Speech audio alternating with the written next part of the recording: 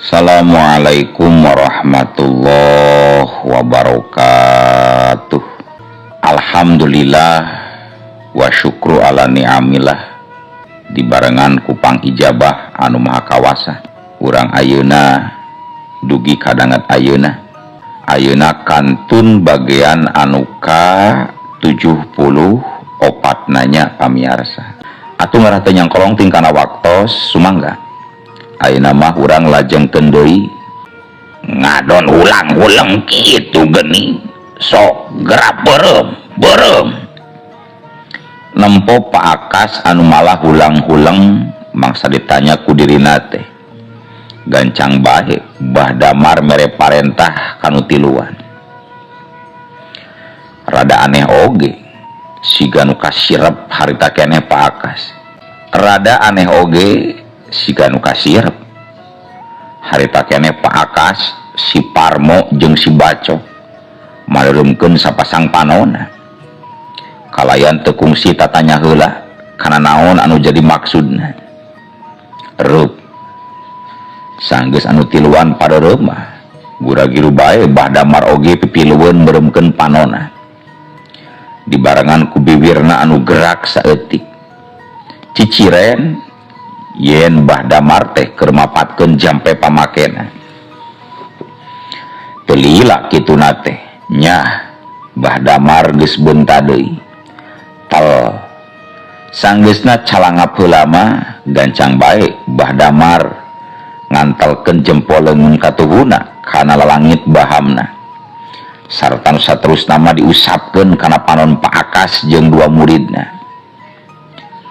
Teuing kumaha karasana ari ku Pak Akas mah da ka tembongna teh nepi ka bibiri gidigan teu beda we jeung anu kakarek rengsek iih sanggeusna rada lila ditatahan.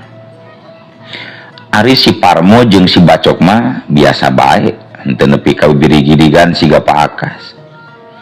Geus cukup bareunta sok bareunta nyah sanggeusna menang parentah tibah damar mah meh bareng pisan Pak Akas jeung anu duaan oge bareunta deui. Ayeuna mah bakal kadeuleuh saha sabenerna pamajikan maneh teh Akas ceuk bah damar kalayan seeutik oge siga anu neundeun rasa ajrih ka Pak Akas anu kalayan seeutik oge siga anu teu neundeun rasa ajrih ka Pak Akas anu sakitu dipih hormat ku jalma rea teh.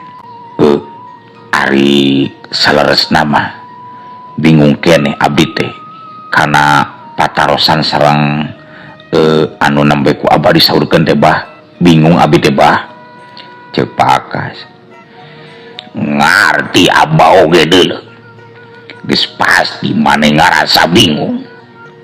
Oh nya ari ka dieu teh laleumpang maneh teh kana mobil heula bah mung dugi ka jalan ngolecer mobil ngatosan di ditu bah malah si Bacok anu mangnembalankeun teh geus apal pisan ka tempat anu dimaksud ku si Bacok sigana mah badamar timbang unggut-unggutan kalayan teu kungsi tatanya deui.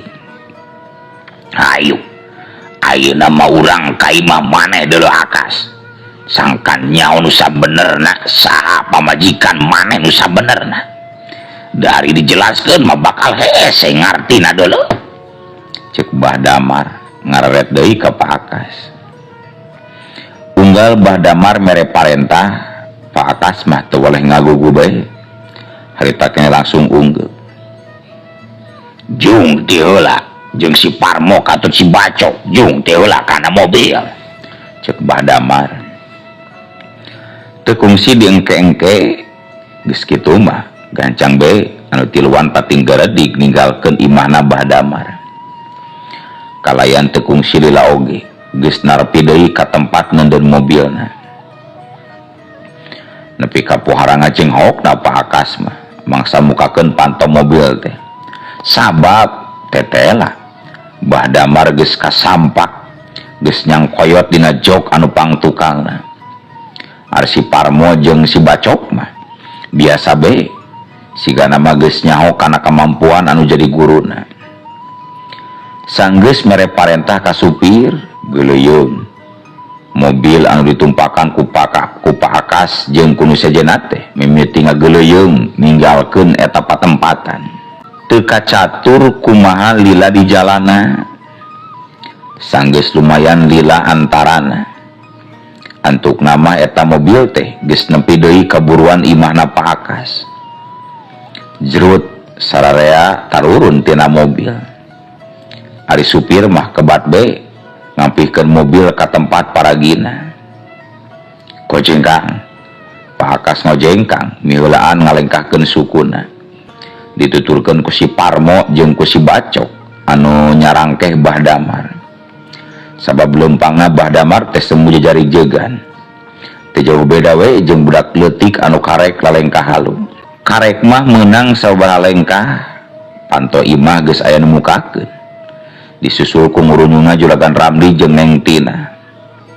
Gebeg nepi ka pohara ngacenghokna Pak Akas mangsa ngareret ka Neng Tina.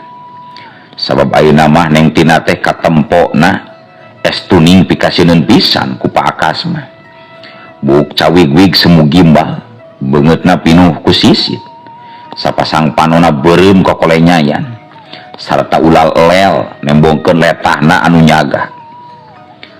Sok sanajan ngajarenghok sanggeus nyaho saha Neng Tina anu sabenerna. Tapi ari si Parmo jeung si Bacok mah seutik oge teu nembongkeun kasieun dina paroman beungeutna. Geuning tos euy deui Kang, cek Neng Tina suraseuri neutup salakina. Batan nembalan mah Pak Akas malah ngadeg-deg bari jeung langsung bae undur-unduran siga anu sieun pisan. Ngadon nyumput di tuangan Bah Damar jeung dua muridna.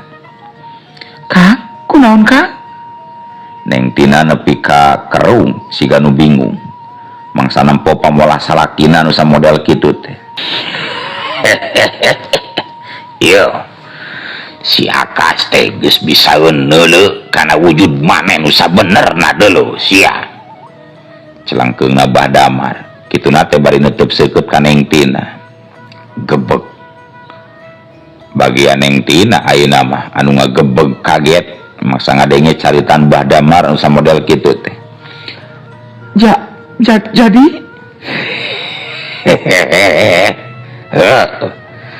ku aing geus diubaran panenjona si Akas teh deuleuh. kurang ajar. Andika kumaha wani pipiluan kana urusan aing si aki-aki pewet. Neng Tina siga pohara pisan ambekeunana. Nya kumaha dewek we. Dewek salaku manusia teu hayang neuleuh bangsa siluman anu mangaruhan bangsa manusia deuleuh. Bah Damar malalenggakan seuri siga nu ngeunah pisan. Ari Juragan Ramdi tidak tadi oge nganti bangkurang kerung bae. Da tayohna mah teu ngarti kana maksud caritan Bah Damar jeung anu jadi anakna. Ku ajeleng celek. Nganukurna sakali gerakan. Neng Tina geus ngacegak di hareupeun Bah Damar jeung anu sejenna.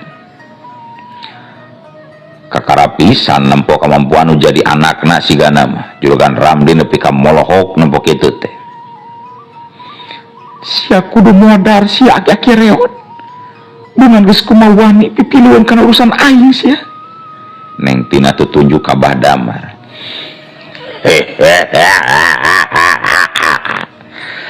Rek ngajak ngesang sia teh bikang iblis. Hayu ku aing oge moal burung di layanan deuleuh. Sia nu ngajual di borong ku dewek mah. Tapi tong di dieu aing mah geus era ku batur. Hayu tuturkeun dewek sia. Curela cung. Sanggeus ngomong kitu mah Bah Damar anu tadina leumpangna oge semu ngadareg-deg teh. Ayeuna mah siga nu dumadakan jag-jag deui. Langsung bae ngagajeng. Sarta nu saterusna mah ngacurelat ninggalkeun eta patempatan. Kalayan dina gerakan anu para pisan kesitna. Curelat culung. Geus kitu mah gancang bae Neng Tina oge ngacurelat ngudag Bah Damar. Ari Pak Akas sanggeusna anu duaan teu katarempong mah. Ngareret ka Juragan Ramdi. Kalayan sorot mata anu kebek ku amarah. jadi salila ieu teh aing ditipu ku sia jeung ku anak sia deuleu Ramdi. Pak Akas tunjuk ka Juragan Ramdi. Abdi mah teu terangna naon Pak. Beungeut Juragan Ramdi nepi ka dumadakan sepapias lir taya getihan. Podaran euy, podaran mah kugi podaran. Ceuk Pak Akas rutret ka si Bacok jeung ka si Parmo. Si Parmo langsung ngahalangan mangsa si Bacok rek ngalengkakeun sukuna teh. Ngajedog cok, ngajedog. Ku aing oge moal seubeuh modalan jelema kieu patut mah deuleu. Jangkung di parajean sia. Pendek ku aing di koreha ngajedog. Curela celeng cre. Ngan ukur dina sakali gerakan si Parmo geus aya deui di tepas imah. Hehe. Rek lumpat ka mana sia? Si Parmo nepi ka lelenggakan si Ganu geunah pisan. Mangsa nempo Juragan Ramdi anu rungah ringeuh si Ganu keur neangan jalan pilumpateun. Ampun keajelung saya. Dina mangsa Juragan Ramdi keur ampun-ampunan teh langsung bae si Parmo ngakeajeleng noncokeun peureuk buleutna kana palebas sirah Juragan Ramdi. Kalayan dina gerakan anu puara pisan cepetna curela celeng jebret ulah cengkang cedak bruk. Da puguh oge teu bisaeun ulin maen po. Panarajang si Parmo anu sakitu rosana teh langsung bae nenggal kana sasaran. Juragan Ramdi nepi ka ngagoak wara pisan tarikna. Disusul ku awakna anu ngajengkang sarta bagian sirah tukangna ngajedak kana tembok. Anu saterusna mah awakna namruk dina ubin berbei. Tina sirah Juragan Ramdi langsung ngaluarkeun getih seger. Ngabayah bah maseuhan ubin. Tetela sirah Juragan Ramdi teh nepi ka bejadna sanggeusna ditojok ku si Parmo. Krepek kosot kulahe sanggeus kakerejetan heula sakedeung mah Juragan Ramdi langsung lahir ngalepaskeun nyawa sapada harita. Junet Pak Akas ngeuleuweuh nyalukan supirna. Ari supirna Pak Akas anu ti tadi ngadedempes ngadonempokeun sanggeus dununganana nyalukan mah gura-giru bae nyampeurkeun. Junet piceun eta layon kawahangan atawa kamana we anu sakenana jauh ti dieu jeung aman gajang. Ceuk Pak Akas deui sanggeus eta supir aya di hareupeunana. Supir Pak Akas alias si Junet timbang unggek-unggekan bari jeung nepi ka ngadegdeg si Ganu sieun. Sarta nu saterusna mah gura-giru bae ninggalkeun dununganana rek ngaluarkeun deui mobilna anu cikene ditunda. Sedengkeun dina mangsa nu sarua harita teh ari Neng Tina jeung Mbah Damar mah geus pahareup-hareup di hiji tegalan eurih anu jauh pisan ti mana-mana. Moal leuwih ti 10 depa jarak antara nangtungna Mbah Damar jeung Neng Tina. Wayahna sia kudu modar si aki-aki reot. Neng Tina tutunjuk kalayan amarah anu geus puara pisan ngabebelana. Montong loba bacot deuleu bikang iblis. Sor ari rek nguntup ngalawan dewek mah deuleu maju sia. Kurang ajar modar sia. Lihat Dina tungtung jorowokna langsung bae Neng Tina ngadorongkeun leungeun ka tuhuna. Buri nyai belesat. Tina leungeun Neng Tina ujug-ujugna belesat cahaya beureum anu lempeng pisan mengarahkan awak anu jadi lawan. Kejeleng plos celebur. Cahaya beureum panarajang Neng Tina teh ngan ukur ngacilegur nu beragtana. Mangsa Mbah Damar ngagajleng dina kacepetan gerak anu puara pisan geusitna. Nepi ka langsung ngagedur eurih anu kabonangan ku panarajang Neng Tina. Lihat burinya belesat celehur. Sanggeusna panarajang anu munggaran nyamos tina sasaran Ganjang bae Neng Tina nyacer lawan ku panarajang susulan. Kalayan ngerahkeun tanaga lapisan anu leuwih rosa batan samemena. Ngan edas hiji oge panarajang Neng Tina eueuh anu keuna kana sasaran. Sabab gerakan Bah Damar para pisan gesitna enggoning gujelang gajelang babalicetan. Nyingkahan panarajang nu jadi lawan.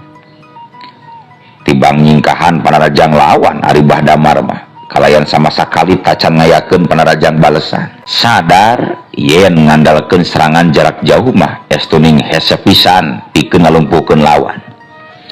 Atuh gancang bae Neng Tina ngagajelang ngadeukeutan Bah Damar sarta langsung ngayakeun panarajang. Hiat sawu. Ramu-ramu leungeun Neng Tina anu rarangkuas sarta geus ngakebur di bulan ku caya beureum nyuruwuk nyiriwik rek nubras dada Bah Damar. Kilak sakilat Bah Damar ngakilakeun awakna ke belah kenca. Plos panarajang Neng Tina nyamos ngan ukur ngahakan tempat kosong. Seasu sangaplosna panarajang anu samemehna.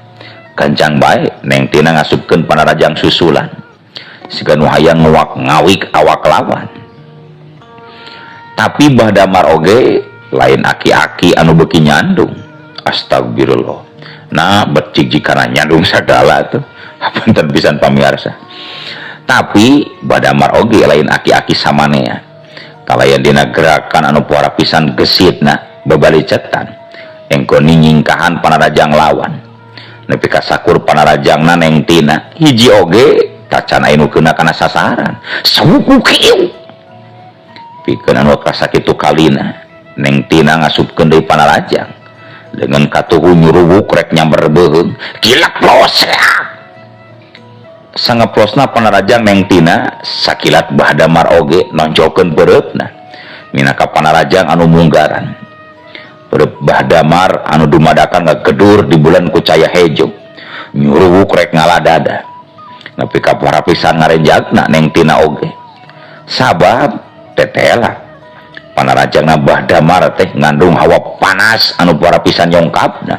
Gila gancang bae Neng Tina ngagiwar ku jalan ngakilakeun awakna ka belah katuhu. Tapi Neng Tina gancang ngarangkog sabab beureub Bah Damar nu hiji deui ujug-ujug geus nyuruwuk rek ngagajul rek ngajul gadona. Curalit gancang bae Neng Tina jujumpalikan ka tukang siga nu hayang neangan heula lolongkrang. Ari Bah Damar teu ngudag siga nu ngahaja hayang mereka sempetan heula kan jadi lawan pikeun nyengahan. Ukur sakitu kemampuan ilaing teh deuleu ladang gugurut di sisan-san teh. Gebeg Neng Tina puara pisan ngagebegna mangsa Bah Damar apaleun kanu jadi guruna. Sisan-san mah salah sahiji siluman patalukan dewek deuleu teu dipodaran sote karunya we aing mah da belaan susumpahan yen moal ngulayaban deui enggoni ngaganggu bangsa manusia. Tibang bengong Neng Tina mah mangsa ngadenge caritan Bah Damar anu samodel kitu teh. Tapi teu lila ganjang bae Neng Tina metah burinyai jeleg sanggeusna ya cahaya beureum anu ngaburinyai jirim Neng Tina dumadakan robah wujud jadi jirim orai sanca anu puara pisan badakna. Jadi cacing euy jadi cacing sor sia moal burung dilayanan ku dewek mah deuleu. Serubuk seak Neng Tina anu kiwari geus robah wujud jadi orai sanca langsung bae ngayakeun panarajang. Sungutna nu geus calawak nyuruwuk korek ngaleg-leg awak menjadi lawan. Seak seruk jeleng-jeleng. Lumayan lila orai sanca nu sakitu badagna suat siat rek nyapluk awak menjadi lawan teh. Tapi kabeh panarajangna beunang disingkahan ku Bah Damar. Pikeun anu kasakitu kalina orai sanca anu geus calawak teh narajang deui rek nyapluk Bah Bah Damar. Gajleng. Sakilat Bah Damar ngagajleng kalayan para pisan luhurna. Seru. Orai sanca nyusul tepus. Juli-juli sewat. Bah Damar gancang nyelorot. Sageus teleuwih ti heula jujuralitan ka tukang pikeun neangan heula lolongkrang. Sawu. Cep. Kalayan sirah anu nutug leuwih ti heula Bah Damar nurus bumi. Gancang bae orai sanca oge nurutan nurus bumi pikeun ngudag musuhna. Jep. Jempling pikeun sakedapan mah kayaan di eta patempatan teh. Ari lain sora pating ngeretekna eurih anu kaduruk mah. Sorwuk salepung. Teu lila antarana tina jero taneuh ka tembong nyuruwuk deui awak Bah Damar. Sarta saterusna mah nyelepung ka awang-awang. Sewat. Sanggeusna aya kana welasan meter nama.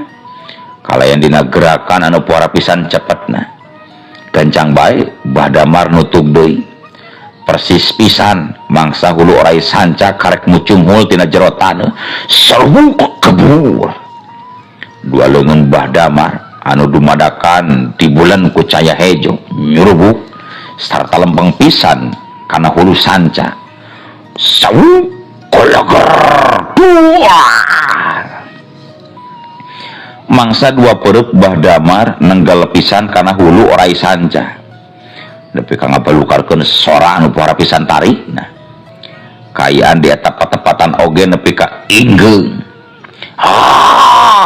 Jelep. Orai sanca nepi ka mabes deui kana taneuh. Sanggeusna disada siga nu nandangan ka nyeri anu pohara pisan kacidana. Juralit cek. Sanggeus mental heula sakedeung Bah Damar jujuralitan di awang-awang. Sarta saterusna mah napakeun deui dua sukuna kana lemah. Kalayan dina sikep anu tetep waspada, Bah Damar cingceng ngitenan taneuh anu aya di sakurilingunana. Tapi sanggeusna di dagoan aya kana sawatara liana oge. Orai sanca teh teu bijil deui. Modar sia. Kumayua atuh dapat wawanianan hayang ngalawan dewek. Gerendangna Bah Damar siga nu geus yakin pisan yen neng tina anu robah wujud jadi orai sanca teh geus palastra. Corelat jeleng. Geus kitu mah gura-giru bae Bah Damar ngacorelat ninggalkeun eta patempatan.